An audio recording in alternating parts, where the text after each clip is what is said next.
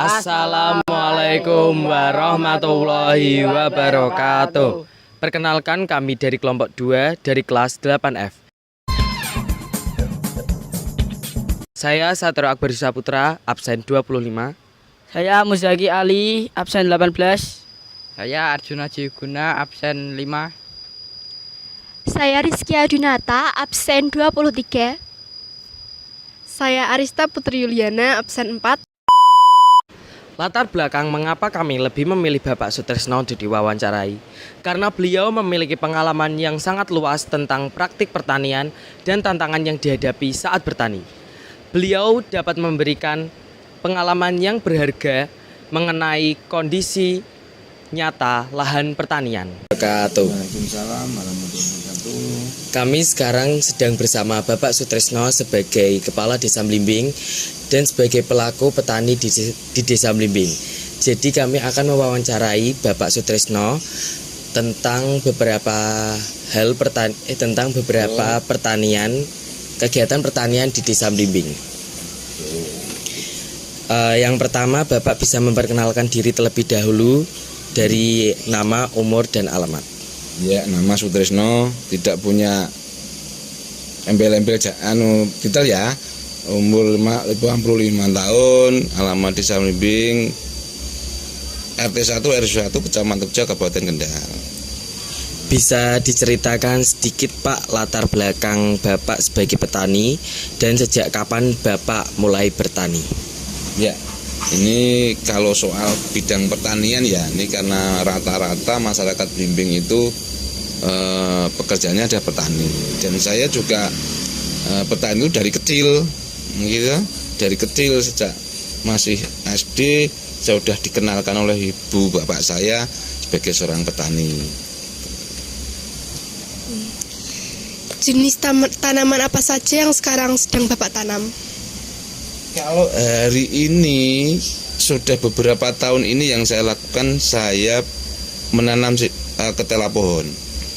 Kalau dulu-dulu sebelum itu kita bertani di tanaman padi, ini saya ingin memberikan contoh kepada masyarakat Desa Mlimbing agar bertani itu tidak hanya nanam padi, tapi masih banyak komoditas lain yang bisa dikembangkan di dalam pertanian Desa Mlimbing. Pertanian tersebut merupakan usaha turun-temurun atau Bapak memulainya dari nol? Ya, kalau kita bicara soal pertanian itu awalnya juga dari turun-temurun. Kita akan mengikuti sesuai waktu, sesuai jenis komoditas yang ditanam pada saat itu. Jadi kalau ditanya ini terus ya dari bapak ibu turun-temurun sampai hari ini ya gitu gitu.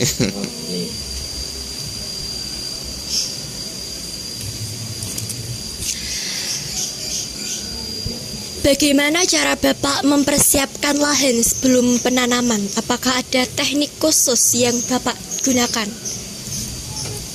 Ya, yang nama petani itu kan ada beberapa, kita akan mengikuti metode yang baru ya.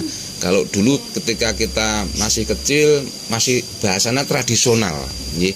Tapi kalau sekarang ini masyarakat secara umum juga masih secara tradisional ya. Tapi kita memulai untuk memberikan contoh kepada petani-petani lain, tidak hanya di Jamling, untuk menggunakan alat yang sudah modern. Kami mengolah tanah menggunakan roda 4, traktor roda 4, juga ada beberapa mesin kecil-kecil, tapi kita masih tetap yang paling mempercepat adalah dari menggunakan roda 4. Jadi artinya petani sekarang itu sudah selangkah lebih maju daripada untuk tahun-tahun yang dulu. Apa alasan Bapak memilih jenis tanaman tertentu untuk ditanam di lahan Bapak? Ya, itu kan ada beberapa komoditas ya yang kita tawarkan atau yang ditawarkan oleh beberapa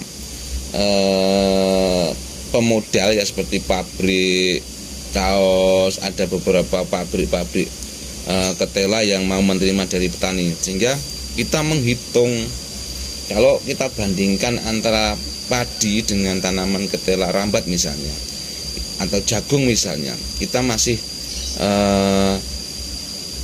marginnya, keuntungannya itu masih bagusan di ketela, sehingga kami memilih untuk tanaman ketela. Jadi mencari sebuah potensial ya Pak. Ya, intinya seperti itu.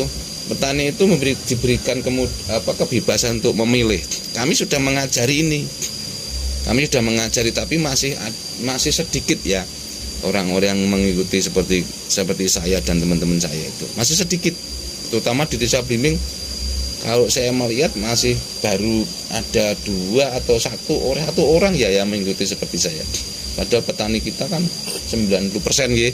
Nah, itu belum lanjut. Seberapa besar lahan yang Anda kelola dan bagaimana Bapak membagi-bagi area untuk penanaman? Saya hari ini lahannya 10 hektar. Kita bagi menjadi 4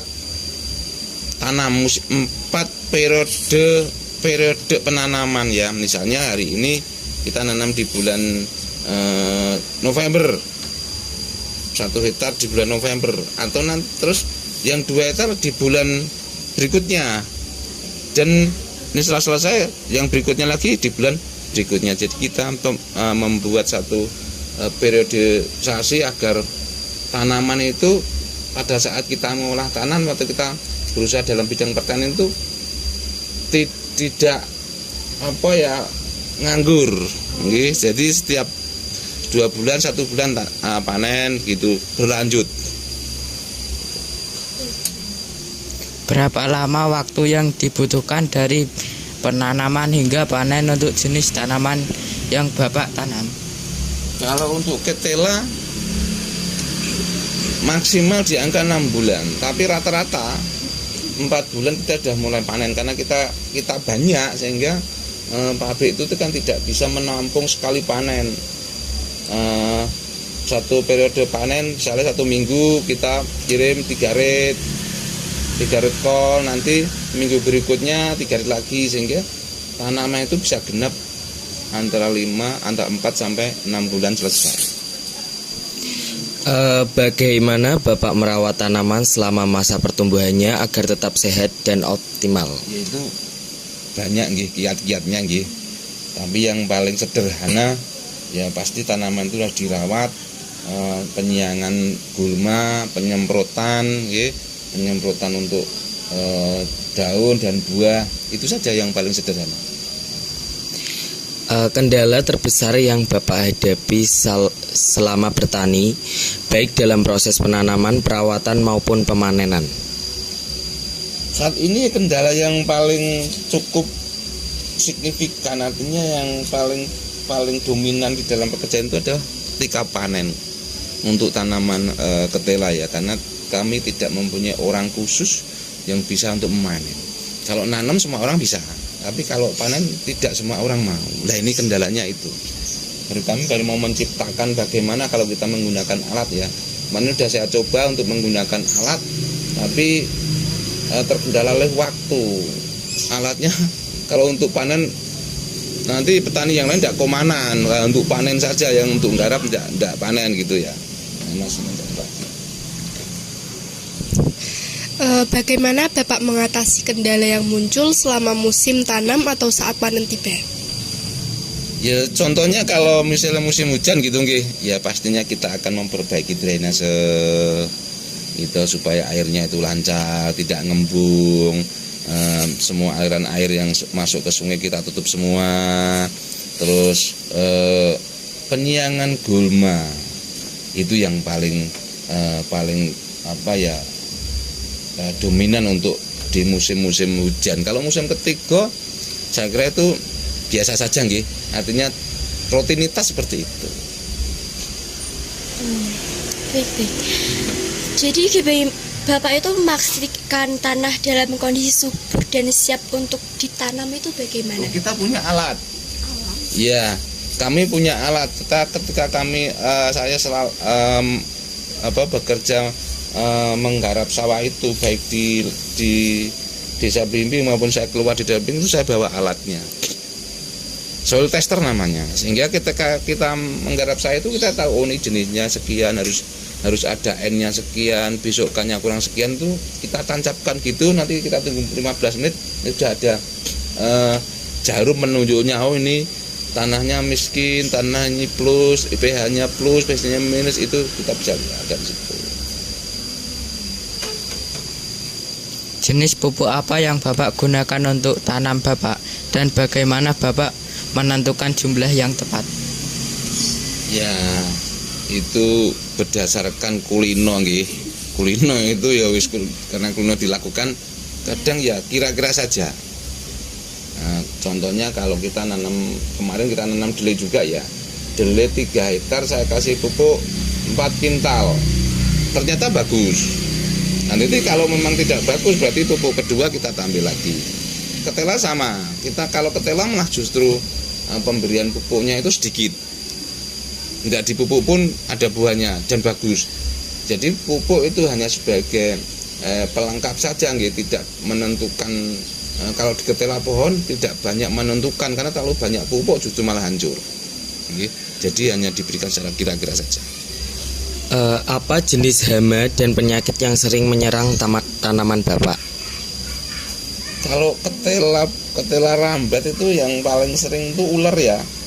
Terus nanti tuh ketemunya buleng bahasanya. Gitu, buleng itu buah dimakan oleh set, karena timbulnya itu dari ulat itu sendiri, sehingga dia makan di buahnya sehingga menjadi pahit, sehingga itu tidak laku gitu. Ya, itu saja. Bagaimana cara Bapak mengendalikan hama dan penyakit pada tanaman? Semprot ya.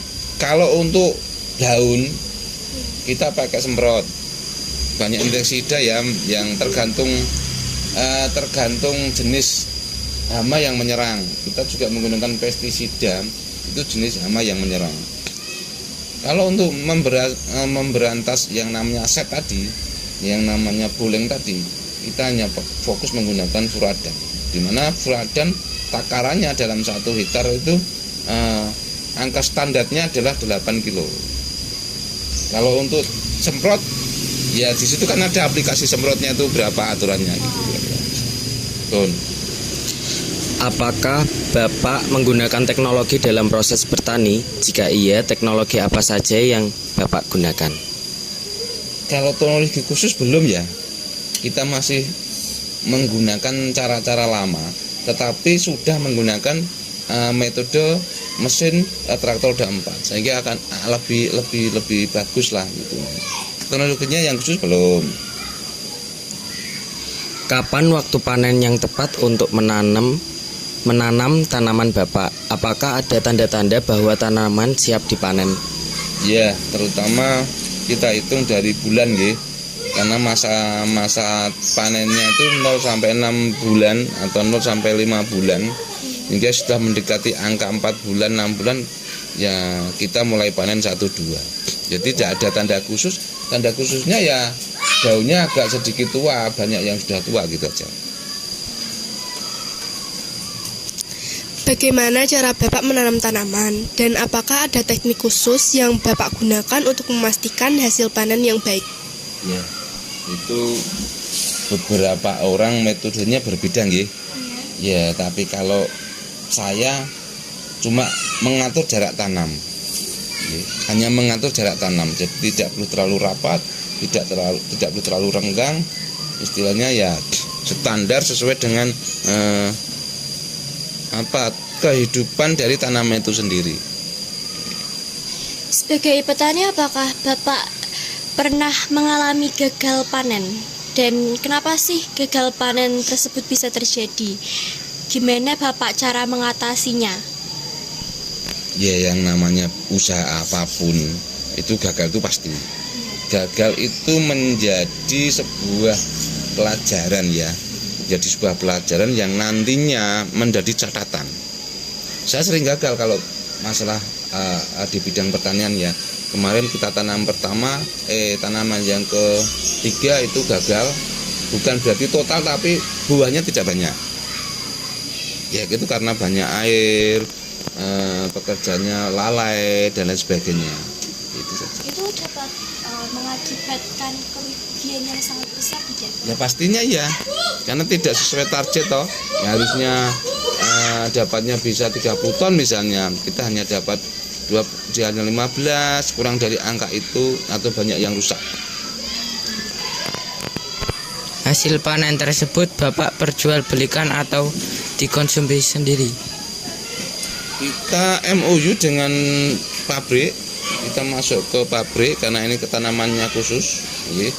Kita masuk ke pabrik saus, ada 3 pabrik yang bisa petani lakukan, tapi saya tetap mengikuti dari pabrik yang dekat-dekat saja. Dalam setahun Bapak dapat memanen berapa kali, Pak? Kalau untuk tanaman ketela itu 2 kali, kalau untuk tanaman kedelai bisa 4 kali, kalau padi bisa 3 kali.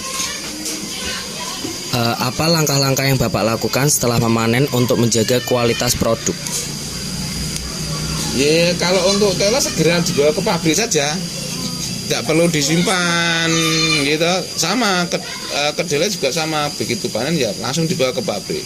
Mungkin nanti urusan menyimpan untuk biar tetap baik itu urusannya pabrik. Bagaimana cara Bapak menyiapkan hasil panen agar tetap awet sebelum dipasarkan? Itu tadi langsung ke pabrik. Jadi yang menyimpan adalah pabrik. Kalau padi pasti kita P dulu. Kalau padi ya di P dulu biar enggak cukul gitu, baru dikemas, di sak gitu. Tapi kalau ini tanamannya padi, saya nanamnya kan ketela sama kedelai, jadi semua urusannya ada pabrik. Kalau jarak untuk menanam kembali setelah panen itu berapa lama, Pak? Jarak periodisasi namanya. Itu sebenarnya tidak ada jaraknya ya, Mbak ya. Tetapi juga tidak boleh menanam jenis tanaman yang seperti ketela, seperti kedelai itu terus menerus. Mesti harus 2 kali sebenarnya, 2 kali periodisasi. 2 periode tanam ketela, terus baru 1 periodenya lagi diganti tanaman lain. Itu aturannya seperti itu aturan. Seling-seling. Ya, seling-selingin gitu. Jadi terus menerus. 10 tahun terakhir Indonesia mengalami penurunan petani yang sangat melonjak. Bagaimana pendapat Bapak dengan berita tersebut? Ya, ini sama, pertanyaan ini sama seperti yang disampaikan oleh Pak Mentan, Menteri Pertanian. Nah, kami sebagai kepala desa ditugasi ya untuk untuk menumbuh kembangkan semangat petani, terutama petani-petani muda, agar mereka senang dalam bertani dan menciptakan lahan pertanian baru. Nah, ini yang sangat sulit, ini tantangan bukan desa, ini tantangan negara. Ini harus bagaimana negara itu bisa menciptakan itu. Tentunya menggunakan anak-anak muda kita ini diajari untuk bertani dengan sistem yang modern. Kan bertani itu tidak harus lahannya luas, di sawah, kan tidak harus seperti ini. Nah, bertani itu ada beberapa metode bagus yang mungkin yang nanti akan saya kembangkan di Desa Blimbing itu dengan menggunakan greenhouse, sehingga lumbung pangan nasional itu bisa diciptakan dari itu. Jadi langkahnya tadi sudah pertanyaan bagus ini dari sama dengan Pak Mentan. Jadi bagaimana menjaga agar tetap masyarakat itu tetap senang bertani seperti itu, kira-kira seperti itu. Jadi intinya adalah merekrut petani-petani anak-anak muda yang agar tetap menyukai di dalam bidang pertanian. Pertanian apa? Ya kita menggunakan alat-alat yang modern. Pasti mereka suka. Ini pertanyaan terakhir ini Bapak. Pesan atau motivasi untuk siswa-siswi SMP Negeri 1 Ngorojo. Selalu semangat belajar, gitu. Selalu semangat belajar, taat kepada orang tua, terutama karena keberhasilan penjenengan ini tidak hanya belajar, tetapi doa dari orang tua. Jadi hanya pesan kepada saya, kepada penjenengan semua, bertaatlah kepada kedua orang tua, kepada guru, tetap selalu menghargai, karena sepinter apapun kita itu masih kalah pinter pada orang tua. Walaupun orang tua kita bodoh, masih kalah pinter dengan orang tua. Apa contohnya? Dengan bisa hidup, bisa besar, bisa sekolah. Gitu ya kira-kira ya. Terima kasih Bapak atas ilmu tentang pertanian dan lain sebagainya. Sekian kami tutup ya Bapak. Terima kasih karena telah memberikan ilmu kepada kami. Semoga kami bisa memberikan ilmu tersebut ke siswa-siswi yang lain. Sekian dari kami. Wassalamualaikum warahmatullahi wabarakatuh.